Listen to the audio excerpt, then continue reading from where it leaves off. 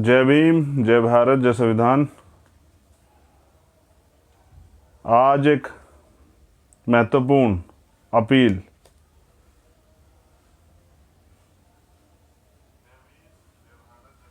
आप इसे अपील समझें या मेरी कहानी।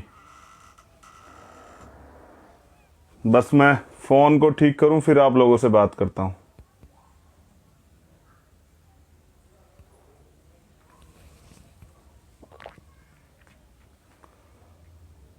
बाईस अप्रैल है आज, और एक महत्वपूर्ण विषय पे अपनी बात रखने के लिए मैं आप लोगों के बीच। और जो आज का विषय है वो बहुत सब जगह हर व्यक्ति को टच करता है।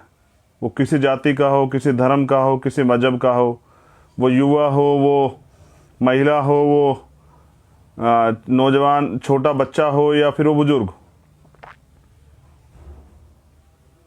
तो मुझे लगा कि मुझे अपनी बात आप लोगों से रखनी चाहिए। मैं इतने सारे लोगों को रिप्रेजेंट करता हूं, तो उनसे मुझे अपनी बात रखनी चाहिए, और इसलिए मैं आज आपके बीच में हूं अपनी बात रखने के लिए। तो जो बहुजन समाज में जन्मे, जिनकी वजह से हमें पढ़ने का अधिकार मिला, हमें सीखने का अधिकार मिला, हमें लड़ने का अधिकार मिला, हम लोग संघर्ष कर पा रहे हैं, और हमारा जीवन जानवरों के जीवन से इंसानों जैसा हुआ है, मैं उन सभी को नमन करता हूं। और आज मैं नमन करता हूं महापुरुषों को नमन के बाद अपने पिताजी को, क्योंकि आज का जो लाइव है वो एक लाइव नहीं है, वो एक वार्ता है अपनी दिल की जो तकलीफ है आप लोगों को बयां करने के लिए। और वो मेरी तकलीफ नहीं, वो हर गरीब व्यक्ति की तकलीफ है, और वो हर उस व्यक्ति की तकलीफ है। जब आप उसे सुनेंगे तो आपको पता रहेगा कि जिस व्यक्ति ने कुछ खोया, मेरे जीवन में ये बदलाव कैसे आया। चंद्रशेखर एक वकील जो है वो एक सिपाही कैसे बना, भीम आर्मी के लिए प्रेरणा कहाँ से आई, और ये संघर्ष कहाँ से शुरू हुआ, उसके पीछे एक कहानी है। मैं कुछ लोगों से बयां कर चुका हूं, लेकिन आज मैं उस पर बात रखना चाहूँ क्योंकि हालात बिल्कुल ऐसे ही हैं। करुणा के सागर तथागत गौतम बुद्ध, संत श्रोमणी सतगुरु रविदास जी महाराज, भगवान वाल्मीकि महाराज, गुरु नानक देव, संत कबीर। और आज मैं सीधी बात पे आता हूँ। बाबा साहब अम्बेडकर को नमन करता हूँ, माननीय काशीराम साहब को नमन करता हूँ, भीम आर्मी और आज़ाद समाज पार्टी के एक कार्यकर्ता को नमन करता हूँ, उनको आभार प्रकट करता हूँ, उनका धन्यवाद करता हूँ, क्योंकि हमारे महापुरुष थे तो हम हैं। और मुझको पहचान देने वाले लाखों करोड़ों भीम आर्मी के कार्यकर्ता पदाधिकारियों का धन्यवाद करता हूँ। मैं जो कहानी बयां कर रहा हूँ वो मेरे पिताजी की कहानी है। जब 2012 में उनको कैंसर हुआ और मैं उनको लेकर गया दिल्ली एम्स में, वो स्वाभिमानी व्यक्ति जो किसी की एक बात बर्दाश्त नहीं करता था, लेकिन मेरे वहां जाने के बाद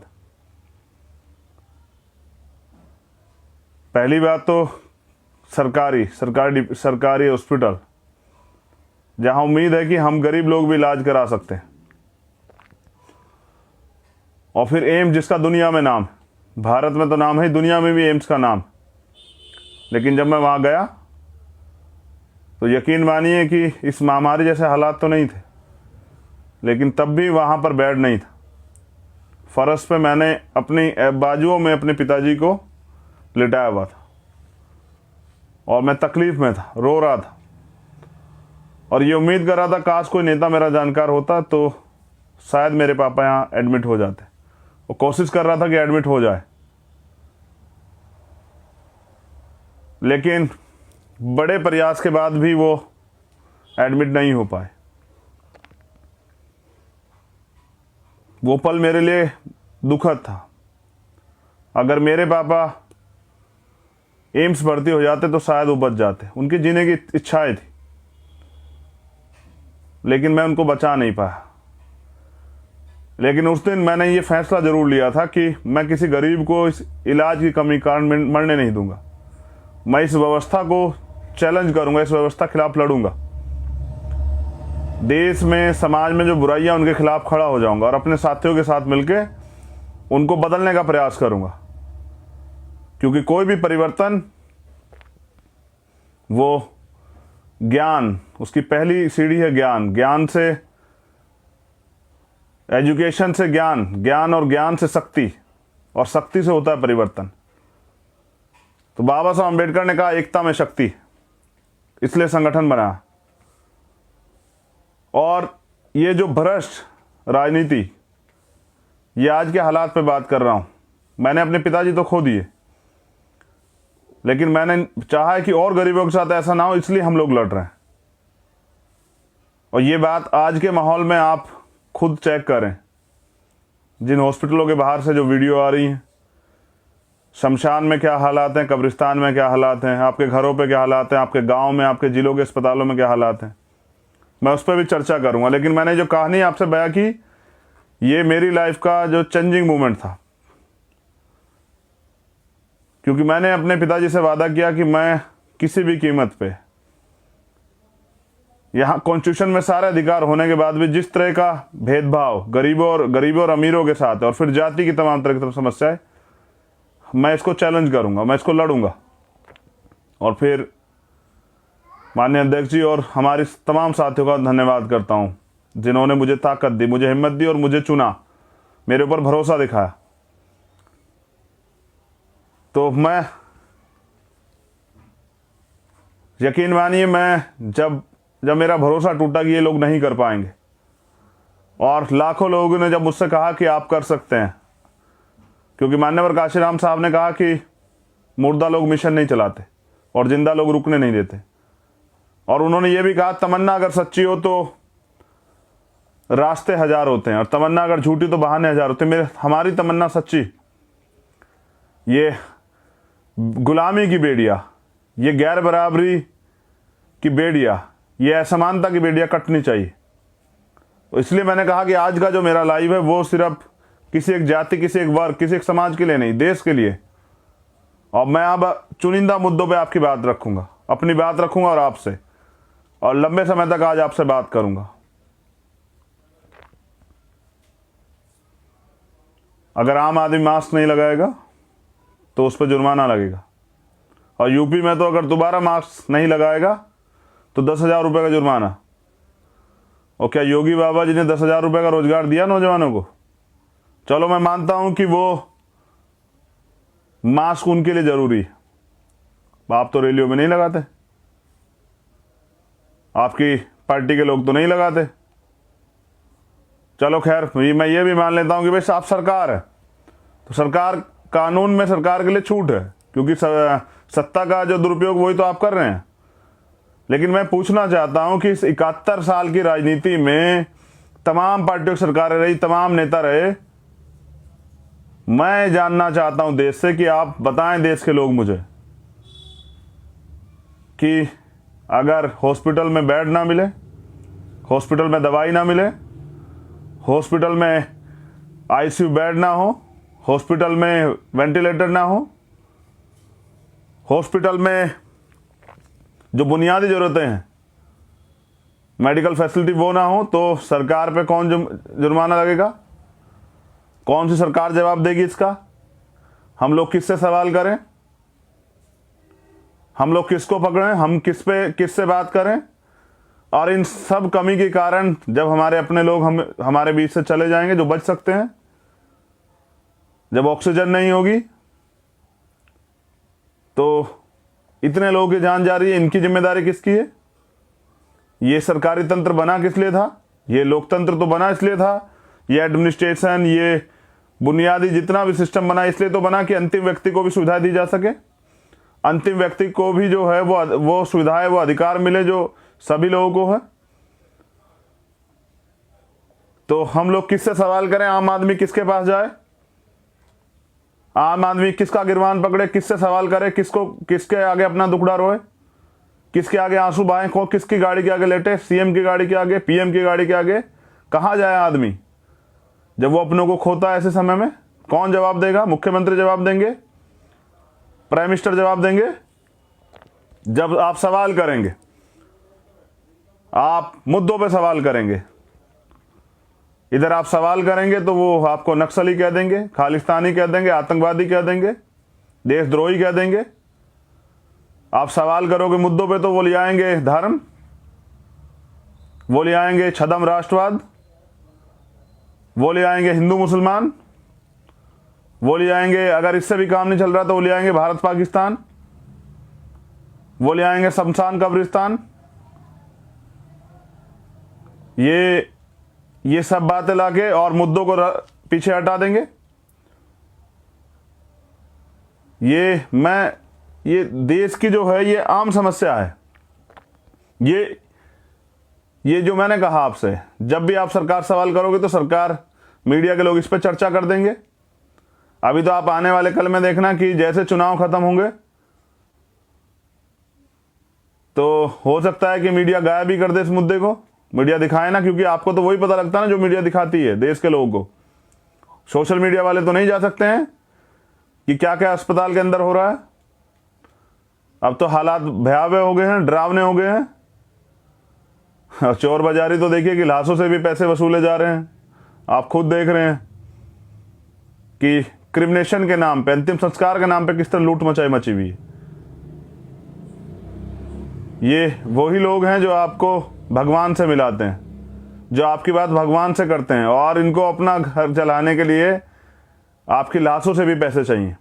सवाल ये नहीं है राजनीति किस लिए, इसका उद्देश्य क्या है। राजनीति इसलिए है कि प्रदेश में या देश में रहने वाले अंतिम व्यक्ति को भी वो सुविधाएं मिले जिसका वो हकदार है, भारत का नागरिक होने के कारण।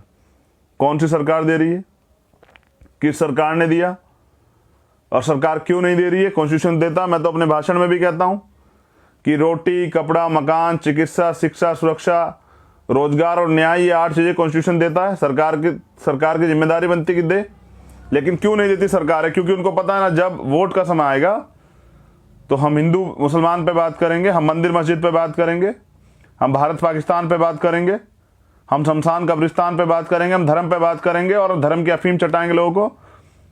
तो ये डरावना है। हमें एजुकेशन पे बात करनी चाहिए, लेकिन सरकार धर्म की बात करेगी। हम रोजगार की बात करेंगे, सरकार जो है राष्ट्रवाद की बात करेगी। हम बेहतर इलाज की बात करेंगे, हॉस्पिटल की बात करेंगे, अस्पताल बनाने के, अस्पताल में सुविधा की बात करेंगे तो वो मंदिर मस्जिद पे बात करेगी। हम बात करेंगे महिलाओं की सुरक्षा पे तो वो बात करेगी भारत पाकिस्तान पे। ये मीडिया का चरित्र है, जिसको कहते हैं लोकतंत्र का चौथा स्तंभ है। हम बात करेंगे सुविधाओं पे जो अंतिम व्यक्ति को मिलनी चाहिए, तो सरकार बात करेगी, सरकार कहेगी कि आप देशद्रोही हो, आप आतंकवादी हो, आप खालिस्तानी हो, आप नक्सली हो, झूठे मुकदमे लगाएगी, जेल डाल देगी। चुनाव, मोदी जी, अमित शाह जी चुनाव प्रचार नहीं रोकेंगे, वो चुनाव पे भी बैन नहीं लगाएंगे, चुनाव रोकने की बात नहीं करेंगे। चलिए, चुनाव प्रचार मत रोकिए, चुनाव पे बैन मत लगाइए, लेकिन पूर्व सुबह के शाम समय जो है चुनाव में सभा करेंगे लाखों लोगों की, रोड शो करेंगे। इनकी तो भाजपा के लोगों की तो इंसानियत भी चली गई। अमित शाह आज भी रोड शो कर रहे हैं और शाम को आगे प्राइम मिनिस्टर कहेंगे कि 2 गज दूरी, मास्क है जरूरी। और आपकी रैलियों में जब आप लाखों लोगों के साथ रैलियां कर रहे हैं, रोड शो कर रहे हैं, तब यहां ये बुनियादी जो मुद्दा है, ये भाजपा के लोग जो हैं, आरएसएस के लोग हैं, सत्ता के भूखे लोग, जिनको लाशों पे मिले, जिनको झूठ बोल के मिले, जिनको लोगों को गुमराह करके मिले, जमूले बोलकर मिले, इनको सिर्फ सत्ता चाहिए और इसलिए इनको चुनाव चाहिए। जब WHO ने गाइडलाइन जारी कर दी थी कि ये जो सेकंड इसकी वेब आएगी, ये जो दूसरी बार इसका प्रकोप होगा, दूसरी बार जो ये फैलेगा तो ये बहुत विनाशकारी होगा। तो पिछले 1 साल में सरकार ने किया क्या? PM केयर फंड का पैसा कहां गया? कितने ऑक्सीजन के प्लांट लगे? कितने नए हॉस्पिटल बने? कितने वेंटिलेटर तैयार हुए? कितने ICU के बेड बने? कितने जो अन्य इक्विपमेंट है वो तैयार हुए, ग्लव्स, सैनिटाइजर्स और मास्क, सब चीजें। और गजब की बात तो देखिए कि भारत में वैक्सीन की शॉर्टेज है। यहाँ तो सरकार ने कह दिया कि पहले जो 157 रुपये में सरकार को मिल रहे थे वो 600 रुपये में, 500 रुपये में जाएगी। तो ये मोदी जी तो अभी पिछले साल से दुगनी बांग्लादेश को और पता नहीं किस किस देश को, पाकिस्तान को भी इनको भेज रहे थे ऑक्सीजन। और आज हमारे हालात, देश में हालात देखिए, आज जरूरत है खरीदनी पड़ रही है, मंगानी पड़ रही है।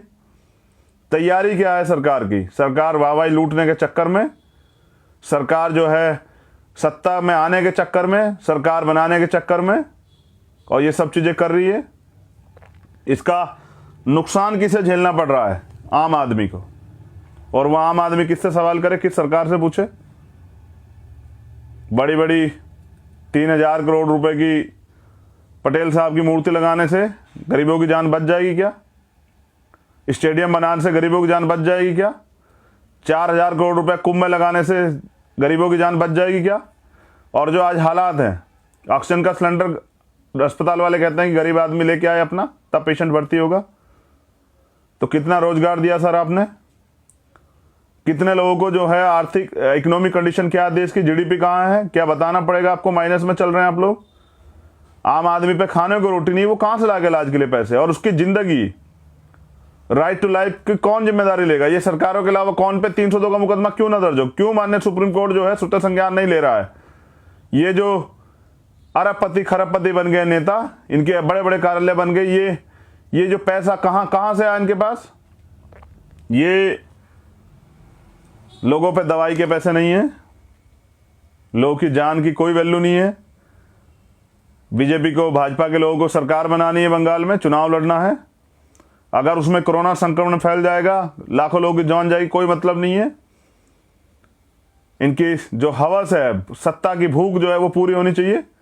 तो मेरा आपसे भी ये कहना है कि आप, कुछ लोग जो हैं देश में निजीकरण पे बहुत खुश थे कि प्राइवेटाइजेशन हो रहा है, बहुत अच्छी बात है, होना चाहिए। ये लोग काम नहीं करते हैं, सरकारी वाले जो हैं ये हाथ पे हाथ धर के खाते हैं। और सर अब कौन सा प्राइवेट हॉस्पिटल आपको एडमिशन दे रहा है? अब तो आप सरकारी के भरोसे हैं। सारे अधिकारी कर्मचारी, वो गवर्नमेंट हॉस्पिटल हो या फिर वो पुलिस हो या प्रशासन के लोग हो, आप तो उनके भरोसे हैं। आपको तो प्राइवेट चाहिए था। आप तो बड़े बड़े दावे कर रहे थे कि इससे तो जो है मकारे लोग जो हैं उसमें रूलिंग में बैठे हुए हैं, सरकारी की वजह से ये तो बंद होना चाहिए। और आप आज, जब आपके पिताजी हॉस्पिटल में हैं और आप इलाज का खर्चा नहीं जुटा पा रहे हैं, आपकी माँ हॉस्पिटल में, आपकी बहन हॉस्पिटल में, आपकी पत्नी हॉस्पिटल में, आपका बच्चा हॉस्पिटल में है, तो सर अब कौन से सरकारी वाले को गाली देंगे? ये अपनी जिम्मेदारियों से भाग के काम नहीं चलेगा। ये जो देश के जो लोग हैं, ये चुनाव के समय अपनी जिम्मेदारी से भागते हैं और ये सवाल नहीं करते हैं। निजीकरण पे खुश होने वालों से मैं दोबारा पूछना चाहता हूं, सर अब जहां आपकी आय इतनी अच्छी नहीं है, आपको तो पता है ना कि प्राइवेट वाले तो अभी किसी की गाड़ी भी रख ली, वो डेड बॉडी नहीं दे रहे थे तो किसी की गाड़ी भी रख ली उन्होंने कि भाई गाड़ी छोड़ जाओ, गाड़ी हम लोग सीट रखेंगे अपने पास, अगर जब पैसे चुका दोगे तब ले जाना। ये प्राइवेट। और आज अगर आप प्राइवेट में हैं, आपकी बीवी बीमार है तो आपको छुट्टी चाहिए नहीं मिलेगी, आपकी माँ बीमार है तो छुट्टी नहीं मिलेगी। ये प्राइवेट सेक्टर तो अब छुट्टी मार के बैठ जाएगा। सरकारी कर्मचारी अभी भी जाएंगे, अपनी जान को जोखिम में लेंगे। सफाई कर्मचारी जाएगा सड़कों पे, अधिकारी कर्मचारी जाएंगे। तो क्योंकि आपको जानकारी नहीं है और आप जानना नहीं चाहते, आप सवाल नहीं करना चाहते, इसलिए आप इन सब चीज़ों से अनभिज्ञ हुए बैठे हैं और आप जानना भी नहीं चाहते। देखिए, मैं बहुत सीधी बात आपसे कर रहा हूं, ये इसमें कोई चोरी नहीं है। ये जो अडानी अंबानी के किराए पे लाए गए लोग हैं, ये आपका भला नहीं कर सकते हैं, ये आप जान लीजिए। ये जो किराए पे लाए हुए लोग हैं, जो अडानी अंबानी के अपने लोग हैं, ये आरएसएस भाजपा के लोग आपका भला नहीं कर सकते। और जो लोग पहले भी सरकारों में रहे, उन्होंने कितना भला किया आप देख लीजिए। दूसरे देशों की तुलना में हम लोग कहाँ हैं। और आज भी लोग हवन से ख़त्म कर रहे हैं, कोरोना पूजा पाठ से ख़त्म कर रहे हैं, तो हॉस्पिटल तो की ज़रूरत ही नहीं उन लोगों को, तो उनको तो नहीं जाना चाहिए हॉस्पिटल, जो आज भी पाखंडवाद में घूम रहे हैं। और मुझे दुख है कि यहाँ तो आप हालात देखिए, मुसलमान होना अपराध है। जब पिछली बार तबलीगी जमात पे बात आई थी तो कितना बवाल कटा था। हम लोग, ये देश के लोगों ने पानी पी पी के गालियाँ दी थी मुसलमानों को। और अब कुंभ में, क्योंकि आपका वोट खतरे में पड़ जाएगा तो आप नहीं बोलेंगे। और जब कुंभ में बैठे हुए हमारे महामंडलेश्वर ये कह रहे हैं कि भाई ये तो रहेगा कोरोना, ये क्या नाम कुंभ, जब सरकार के लोगों की बात नहीं मान तो आप मुकदमा तो दर्ज नहीं करेंगे उनके ऊपर, ना ही उनसे सवाल करेंगे, ना ही पुलिस भेज के जोर जबरदस्ती करेंगे, ना ही उनको जो है जेल में डालेंगे, क्योंकि आपका हिंदू वोट खतरे में पड़ जाएगा। तो वोटों के सौदागर को मैं पूछना चाहता हूं कि भाई आप आम आदमी की जान क्यों खतरे में, क्योंकि जो वहां गया है कुंभ में और वो कुंभ से आएगा और जाएगा जनता के बीच में, तो अगर उससे संक्रमण फैलेगा तो कौन जिम्मेदार होगा, इसकी जिम्मेदारी कौन लेगा? कोई विपक्ष के लोग रैली नहीं कर सकते हैं, विपक्ष के लोग रोड शो नहीं कर सकते, विपक्ष के लोग नहीं निकल सकते, उन पर मुकदमे दर्ज हो जाएंगे, लेकिन आप तो सही पे भी सवाल नहीं कर सकते हैं। तो कुंभ से आस्था की चटनी से मुक्ति तो हो सकती है, आत्मिक मुक्ति तो हो सकती है, लेकिन क्या उसके बाद जो हो रहा है उसकी जिम्मेदारी कौन लेगा? प्रधानमंत्री या वो धार्मिक गुरु या तमाम लोग, कौन लेगा जिम्मेदारी? क्योंकि आम आदमी तो ले नहीं सकता। मैं कैसे ले सकता हूं? मेरे पास तो कलम ही नहीं है, वो कलम की ताकत। मैं सरकार में होता तो मैं होने ही नहीं देता सब चीजें। हमारी तो बुनियाद पहले, क्योंकि हम जानते हैं, हम उस वर्ग से आते हैं, गरीब वर्ग से, जहां दिक्कत है 90% इस देश के गरीब लोगों के लिए। हम तो उनके लिए सोचते, जहां होते, जिस क्षेत्र में होते, जिस स्टेट में होते, वहां के लिए सोचते कि अगर भविष्य में ऐसा हो जाए तो फिर क्या होगा। हम तो सरकारी स्कूल में पढ़ने वाले लोग, हम तो उन पे ध्यान देते जहां से देश को मजबूती देनी है। तो ये हालात हैं, और इस हालात के कारण मैं याद दिला रहा हूं और मैं अपने साथियों से कहना चाहता हूं कि हम 25 तारीख को हिसाब मांगे हरियाणा सरकार से। रमन वाल्मीकि भाई की हत्या हुई थी जेल में, 1 साल हो गया 25 तारीख को। मैं उनको भी नमन करता हूं, लेकिन इंसाफ नहीं मिला अभी तक। तो 25 तारीख को मुझे हरियाणा सरकार से जवाब मांगे कि क्या हमारे साथ न्याय अत्याचार होगा तो क्या हमें न्याय नहीं मिलेगा? जो कॉन्स्टिट्यूशनल राइट है, हमारा लोकतांत्रिक संवैधानिक अधिकार है, राइट टू लाइफ, और न्याय भी हमारा जन्मसिद्ध अधिकार है, वो नहीं मिलेगा। तो रमन भाई के परिवार के हौसले टूट गए, लेकिन मैं उनसे भी निवेदन, हौसले नहीं तोड़ने। हम लोग जब तक न्याय नहीं मिलेगा इस लड़ाई को लड़ते रहेंगे, हम आपके साथ हैं सब लोग। तो 25 तारीख को उनके लिए न्याय की मांग भी करेंगे। लेकिन मैं नौजवानों से, जो 51% नौजवान है देश के, मैं उनसे अपील कर रहा हूं, वो हमारी बहनें हों, वो हमारे नौजवान साथी, युवा हों, पुरुष हों, कि अगर आप इस भ्रष्टाचार की राजनीति से, आप इस दोगली झूठी धर्म की चटनी वाली राजनीति से, आप अगर देश के अच्छे नागरिक हैं, देश को आगे बढ़ाना चाहते हैं, देश को के नाम को रोशन करना चाहते हैं, तो आपको राजनीति में हिस्सेदारी तो करनी पड़ेगी, वरना अयोग्य लोग ऐसे ही शासन करेंगे और देश बर्बाद होता रहेगा। उनके एजेंडे में सब चीजें है ही नहीं। तो मैं ये भी कह देता हूं कि भाई बहुसंख्यक होने से भी परिवर्तन नहीं हो सकता। परिवर्तन होने के लिए तो आपको जागरूक होना पड़ेगा, आपको शिक्षित होना पड़ेगा, आपको जो है वो स्वाभिमानी बनना पड़ेगा, आपको जागरूक रहनी पड़ेगा, और आम आदमी को जागरूक करना पड़ेगा, लोगों को बताना पड़ेगा कि लोकतंत्र किस लिए और सरकारें किस लिए हैं। तो मैं आपसे अपील कर रहा हूं कि एकजुट होकर सरकार के खिलाफ लड़े, और उन सब सरकारों के खिलाफ लड़े जहां आप ये भी देख लीजिए कि देश के कौन से प्रदेश में हालात बहुत सामान्य हैं, जहां सारी सुविधाएं, यानी कि सारे लोग भ्रष्ट हैं। तो उन सब के खिलाफ आपको लड़ना होगा। और मैं युवाओं से, देश के युवाओं से आह्वान करता हूं कि एकजुट होके, क्योंकि बाबा साहब अम्बेडकर ने भी कहा था कि जब मेरे हित में और देश हित में टकराव होगा, मैं दोबारा से इस लाइन को दोहराता हूं, ये लाइन अंत की लाइन, कि जब मेरे समाज के हित में और देश हित में टकराव होगा तो मैं अपने समाज के लिए खड़ा रहूंगा, और जिस दिन देश हित में और मेरे हित में टकराव होगा तो मैं देश के लिए खड़ा रहूंगा। तो आज मैं इस देश के करोड़ों नौजवानों से कहना चाहता हूं कि एकजुट होके इन झूठी, दोगली और ये जो सरकार है, जो जिनके एजेंडे में ये नहीं है, उनके खिलाफ लड़ने का काम कीजिए, एकजुट रहिए। मैं आम जनता से भी अपील करूंगा, लेकिन उससे पहले मैं देश के झूठे प्रधानमंत्री से अपील करता हूं कि लाखों किसानों की जिंदगी के साथ मत खेलिए सर। आप प्रधानमंत्री, देश के प्रधानमंत्री, हम सबके प्रधानमंत्री। मैं समझता हूं कि आपको सत्ता की भूख है, लेकिन हमारे किसान मोर्चों पर डटे हुए हैं, और वहां अगर कोरोना संक्रमण फैलेगा तो बहुत सारे लोगों की जान जो है जोखिम में चली जाएगी। अपना अहंकार त्यागिए, अपनी हठधर्मिता त्यागिए, और किसानों की मांग मान के उनको सहसम्मान सुरक्षित उनको वापस भेजने में मदद कराएं। कोरोना को हथियार बना के उनके साथ जुल्म ज्यादती करने का प्रयास मत कीजिए। अगर आप ऐसा करेंगे तो मैं वचन देता हूं, मैं संकल्प लेता हूं कि अगर आपने ऐसा किया तो मैं लाखों दलितों को लेके मोर्चों की तरफ निकलूंगा, अगर आपने ऐसा कदम उठाने का प्रयास किया, चाहे इसमें मेरी जान क्यों ना चली जाए।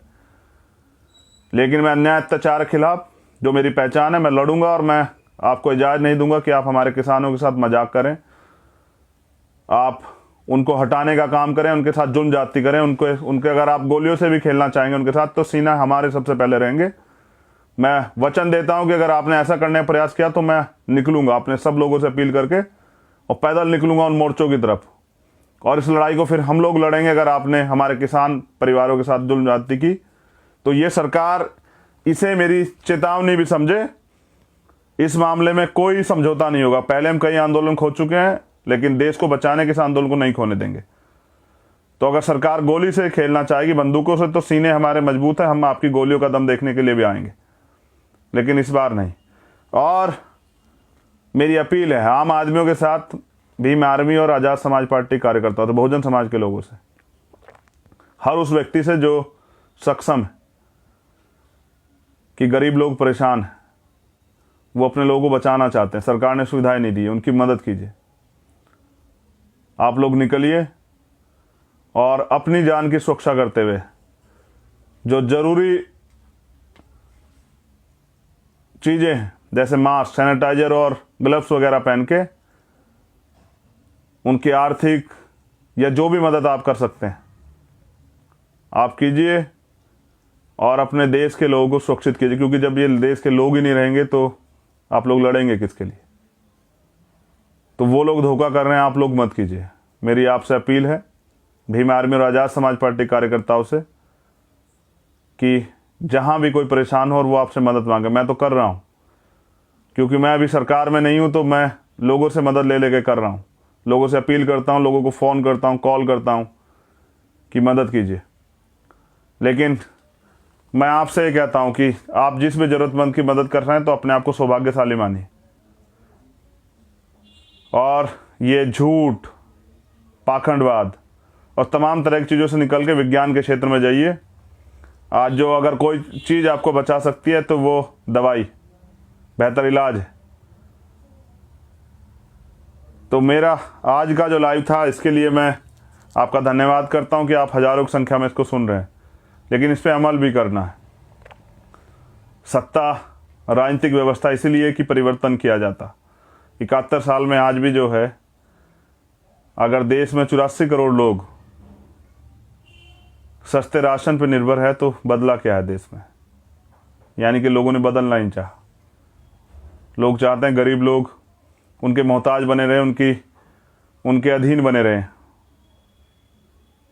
मैं इस व्यवस्था को बदलने में आपकी मदद चाहता हूं। अपने देश को का जो नाम है दुनिया में, सोने की चिड़िया, उसको दोबारा से बुलंद करने के लिए इस झूठी धर्म की, छल की, मंदिर मस्जिद की,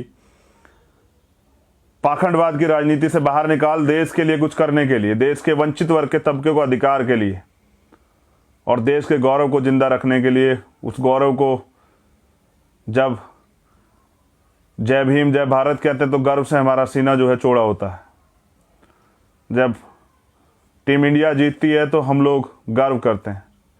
जब भारत से कोई गोल्ड मेडल लेके आता है, चाहे ओलंपिक में हो या एशियाड में हो, कहीं भी, तो हम लोग फूले नहीं समाते। जब भारत का कोई व्यक्ति टॉप करता है या भारत का नाम रोशन करता है तो हम लोग अपने आप को गौरवान्वित महसूस। भारत के सम्मान के लिए मैं देश के नौजवानों से ये कहना चाहता हूं कि दूसरों के भरोसे मत छोड़िए, ईश्वर के भरोसे मत छोड़िए, किसी के भरोसे मत छोड़िए, अपनी लड़ाई लड़िए और अपने देश को सुरक्षित रखने के लिए और अपने देश के लोगों को सुरक्षित रखने के लिए कदम बढ़ाइए। निकलिए, घर से निकलिए और मदद कीजिए।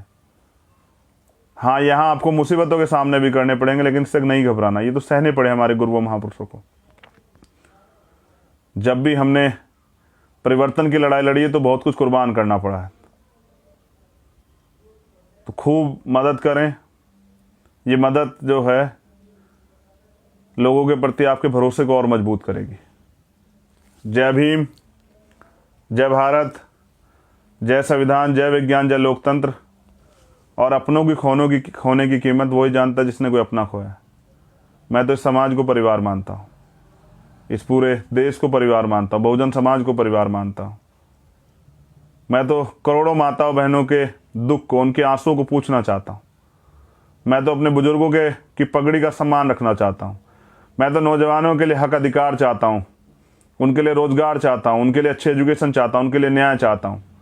मैं तो देश में समता, समानता, बंधुत्व, भाईचारे पर आधारित समता मूलक समाज की स्थापना के लिए बाबा साहब अम्बेडकर और मान्यवर काशीराम साहब के सपने को पूरा करना चाहता हूँ। और इस लड़ाई में मैं आपका साथ भी चाहता हूँ। बहुत बहुत आभार। आप सभी का मंगल हो। करुणा के सागर तथागत बुद्ध की अनुकंपा हम सब लोगों पे हो। हमारे गुरुओं महापुरुषों की अनुकंपा हम सब लोगों पे हो। सतगुरु रविदास जी महाराज, भगवान वाल्मीकि महाराज, गुरु नानक देव, संत कबीर की अनुकंपा हम पे हो।